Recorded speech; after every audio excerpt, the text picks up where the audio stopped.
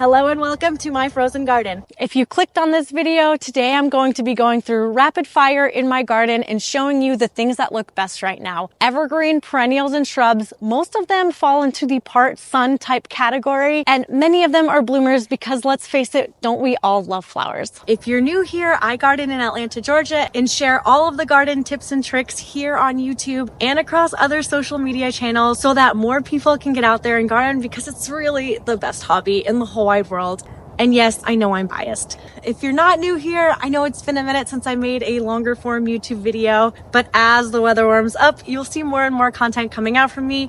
I'm just really cold. I'm a Georgia peach and this is not my natural habitat. Enough chit chat. Today I wanted to do a quick walk around. You can call it a mini garden tour, but really it's going to be focused on evergreen perennial shrubs that do awesome here in my Atlanta garden, which is full of red Georgia clay. In case you also garden in the Southeast and you're also blessed with clay soil, these are likely going to be the shrubs that'll do well in your garden too.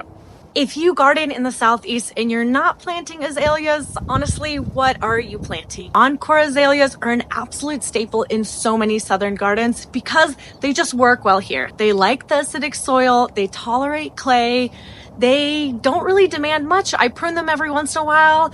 I tend to fertilize my plants when I first plant them and the first 3 years as they're growing. And then if I remember to do it once a year, sweet. If not, they skip a year here and there, sometimes more there than here, but they do great. I have a couple different Encore azaleas planted throughout my garden, and truly they are some of the easiest low maintenance shrubs out there. One of the things that I really love about them is that they will bloom twice. Their most prolific bloom is going to be in the spring, but they will also do another repeat bloom in the fall when a lot of the other perennials in your garden are kind of winding down. So that's a nice little surprise. If you want to add some azaleas in your garden, I do recommend going with Encore azalea, or there's a new reblooming variety in proven winners that's currently escaping my name, but I'll put it right here. You might as well get a reblooming azalea if you are going to plant an azalea, because more flowers for me is more better. There are also native azaleas. Those are not going to be your evergreen. They drop their leaves. They're also beautiful. So if you're looking for a native option, that's not really evergreen, but they are really great plants. All right, really testing out the old knees today. I feel like Nandina is a shrub that is kind of on the naughty list for many gardeners. The older varieties, they spread and reseeded, and I think in some states are considered invasive. The newer varieties are sterile. I've had these here for 5 years. I think it's one of the first shrubs that I actually planted. I got them on clearance at Home Depot one year and was super excited, and they've been planted in the garden here ever since. I don't fertilize, I don't prune, I don't do anything. This is a compact variety of Nandina, and it's just done great. It has these gorgeous berries in the winter, and the foliage I feel like is really interesting and airy, and I really love this shrub. There are super cool colors out there and different varieties available. If you are looking for a shrub that you can kind of set it in the ground and forget it, this is a great option. And it doesn't seem to mind the shade. These are planted under some trees, and during the spring and summer months, they pretty much just get maybe a few hours of morning sun. Otherwise, they're practically more or less in dappled shade the rest of the day. So truly, if you're looking to add some color with foliage, Nandina is a great option. Behind me is another shrub that I feel like is a classic Southern shrub, and maybe I'm biased and I think everything is a classic Southern shrub, but the Gardenia is truly a part sun evergreen that does really well here. It blooms, it smells incredible, it's beautiful. I will say after it blooms, it has this period where it goes through and has some yellow leaves and they drop, and sometimes that gives me anxiety, but now that I know to expect that from this queen, it is completely okay. Much like the azalea, I sometimes remember to fertilize this. I sometimes don't remember to fertilize this. Also, like the azalea, there are different varieties with different sizes. Some have larger flowers and are huge. Some are smaller and grow shorter and wider. This is a variety that stays compact, but it's more narrow. Diamond Spire is, I think, one of the more beautiful varieties that have come out. The blooms smell incredible, and also they just have these really cool, interesting fat leaves. There are also varieties of gardenias that are variegated, and there are some that kind of grow like a ground cover, but they're all really reliable, easy, evergreen, blooming, they're great. They're great plants.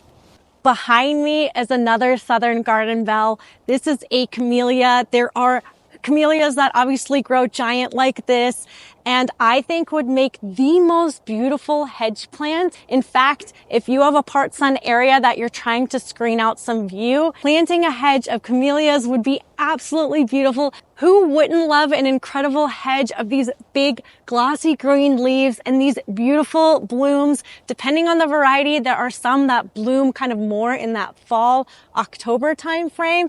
And then there are some, like this camellia behind me, that'll bloom into winter or early spring. Like gardenias and like azaleas, there are some varieties that grow huge. There are other varieties that are more compact, and some that even grow more upright and narrow.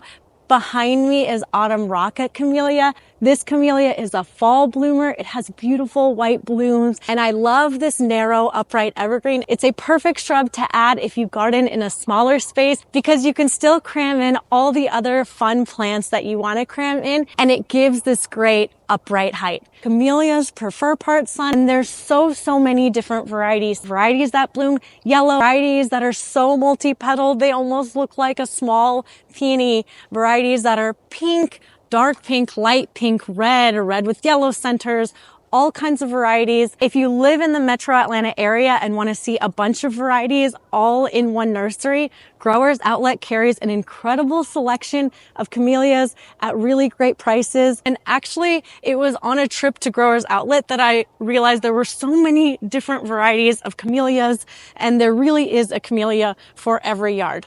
This isn't an evergreen shrub, but it does look incredible during winter, so I feel like we can sneak it into this video as an honorable mention. This is a shrub that I planted 3 years ago from a tiny twig that I got from another gardener. It is one of those plants that grows really fast, thrives in part shade, and does really well in Atlanta. This is Edgeworthia. It's also known as paper bush.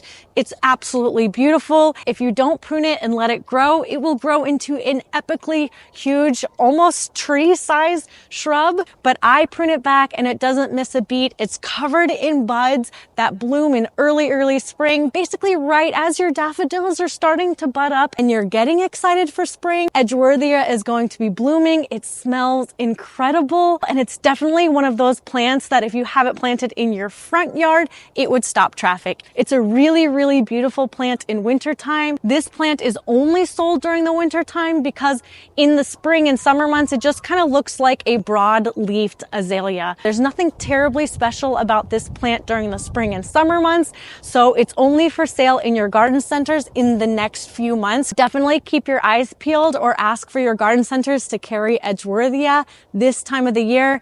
It's such a good one.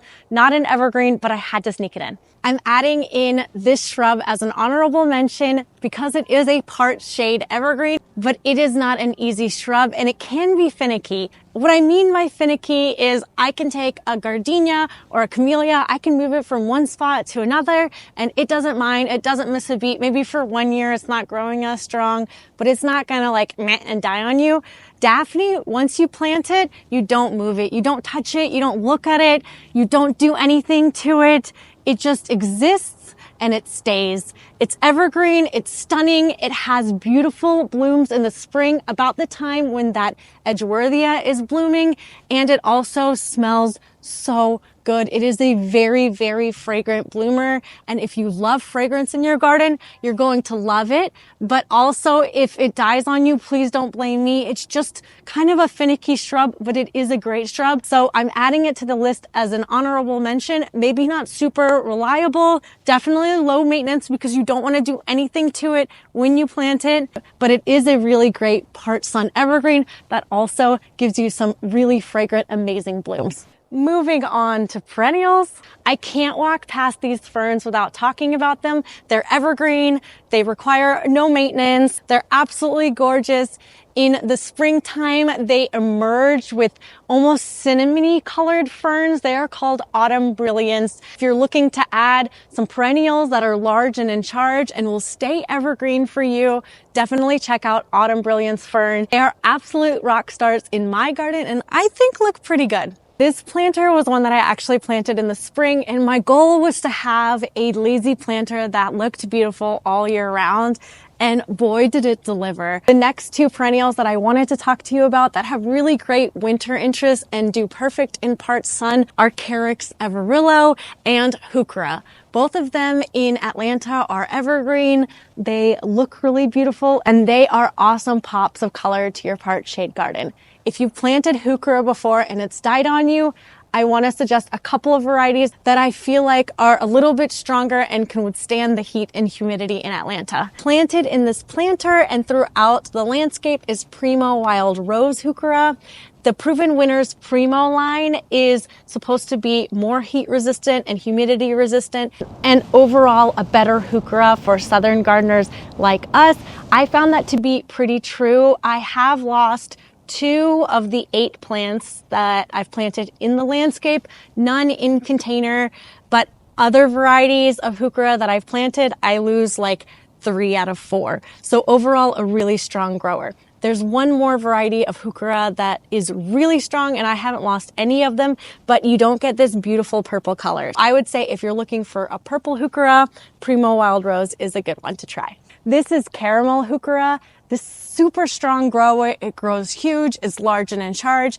In the spring, it emerges with a beautiful caramel colored foliage, hence its name. Right now, it's looking a little meh, but it's still pretty good. And honestly, if you're looking for a Heuchera that is going to be very reliable, large and in charge, I always turn to Caramel Heuchera because it's just a really good one here in Atlanta. The previous owners that lived in our property clearly really loved cast iron. They are a fabulous evergreen, part sun perennial. Actually, scratch that, they would do great in full shade as well.